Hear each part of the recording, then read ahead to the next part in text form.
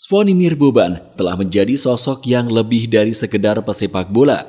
Sejak 13 Mei 1990, ia disebut telah memainkan peran utama dalam keruntuhan negara asalnya, Yugoslavia.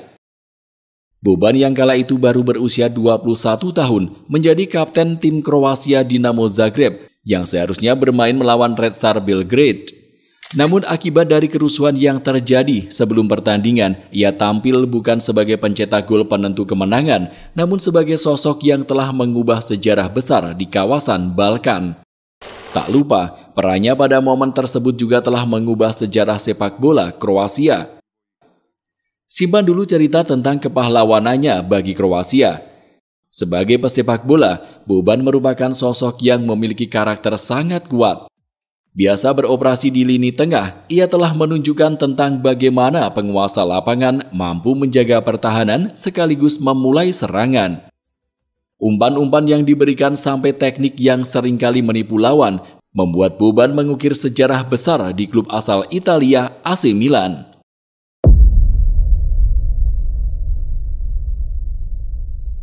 Pada awal era 1990-an, Yugoslavia yang merupakan negara besar di kawasan Balkan terus diguncang perpecahan.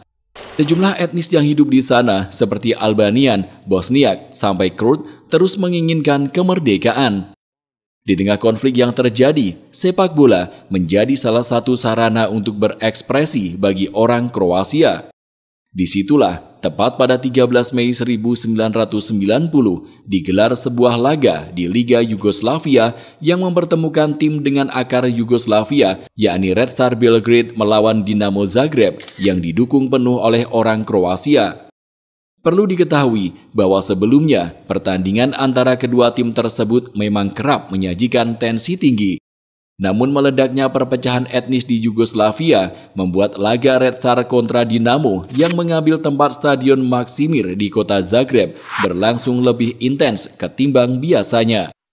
Sebelum pertandingan, pendukung kedua tim sudah saling melempar caci.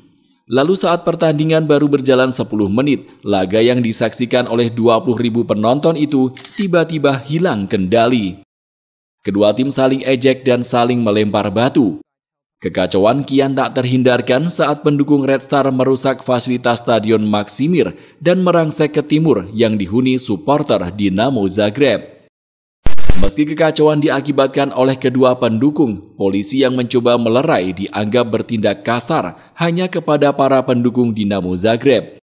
Mengetahui hal tersebut, Boban yang saat itu menjabat sebagai kapten Dinamo Zagreb langsung mendatangi polisi yang bernama Refik Ahmet Taufik dan melayangkan satu tendangan yang mengarah tepat ke wajahnya. Usai melayangkan sepakan tersebut, Boban tidak merasa menyesal sebab menganggapnya sebagai cara untuk mempertahankan martabat etnis Kroat. Peristiwa yang lantas terabadikan dalam sebuah foto itu membuat Boban dianggap sebagai pahlawan oleh masyarakat Kroasia. Boban sendiri sempat mendapat sanksi larangan bermain selama 6 bulan dari Asosiasi Sepak Bola Yugoslavia. Ia juga didakwa telah melakukan tindakan kriminal.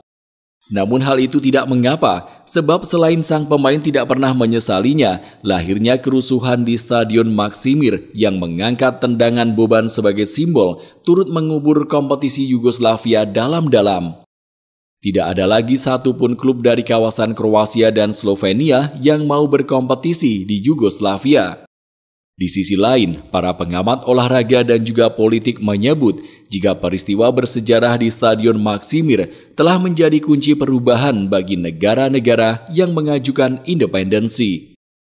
Bagi Boban, meski ia harus lebih dulu menghadapi kekacauan di negara asalnya untuk dapat bermain bola dengan tenang, kemampuannya yang memang benar-benar hebat sukses menarik minat raksasa Italia, AC Milan. Ia terbang ke Italia pada tahun 1991 dan mulai mengukir kesuksesan yang begitu besar.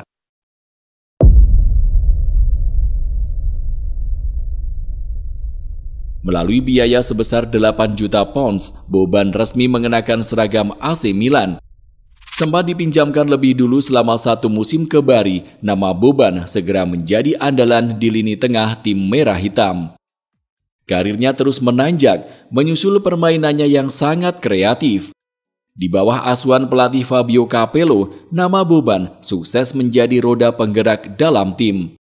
Ia yang berperan sebagai gelandang box-to-box, sukses membentuk kemitraan sempurna dengan sosok Albertini di tengah lapangan.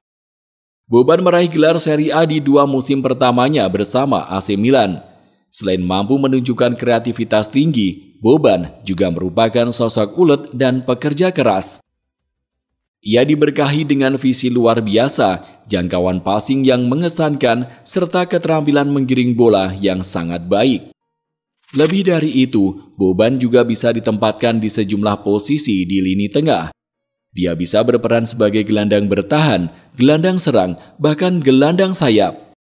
Dalam kesempatan tertentu, Boban juga dapat berperan sebagai penyerang bayangan.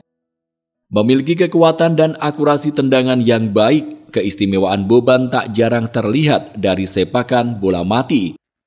Prestasi paling mentereng dari seorang Boban selama berseragam AC Milan tentu saat dirinya berhasil membawa I Rossoneri menjuarai kompetisi Liga Champions Eropa di tahun 1994. Melanjutkan kegemilangannya di kompetisi lokal, Boban juga menjadi bagian penting dari diraihnya trofi Serie A tahun 1996 dan 1999. Meski kemudian kursi kepelatihan AC Milan berpindah ke tangan Alberto Zaccheroni, nama Boban tetap menjadi andalan. Karir Boban di AC Milan baru benar-benar berakhir saat klub tersebut mendatangkan nama Rui Costa yang dianggap sebagai penerus kejayaannya. Ia lalu pergi ke Celta Vigo sebelum akhirnya memutuskan pensiun di tahun 2002. Sebagai pemain yang menjunjung tinggi gaya permainan konfrontatif dan agresif, namun tak pernah lengah, Boban juga berhasil menciptakan catatan emas bagi negaranya, Kroasia. Meski karir internasional terbilang pasang surut, ia pernah menjadi bagian penting dari debut mengejutkan Kroasia di ajang Piala Dunia. Saat itu, tepat pada tahun 1998, nama Boban yang memiliki kualitas teknis tinggi dan insting tajam mampu menginspirasi timnya dalam melewati hadangan fase grup yang berisi Argentina, Jepang, dan Jamaika. Kroasia akhirnya sukses menempati posisi ketiga usai berhasil menumpas perlawanan semifinalis lainnya, yaitu timnas Belanda dengan skor 2-1. Sebagai legenda sepak bola yang namanya layak diabadikan, kehidupan Boban setelah pensiun juga tak jauh dari olahraga ini. Sempat menjadi jurnalis olahraga dan komentator sepak bola, Boban ditunjuk sebagai sekretaris FIFA pada tahun 2016 dan menjadi direktur pengelola olahraga AC Milan tahun 2019. Jabatan terakhirnya sendiri adalah sebagai Direktur Sepak Bola Profesional UEFA sejak tahun 2021 sampai awal 2024 kemarin. Jika kamu suka video ini, silakan klik tombol like dan subscribe channel ini.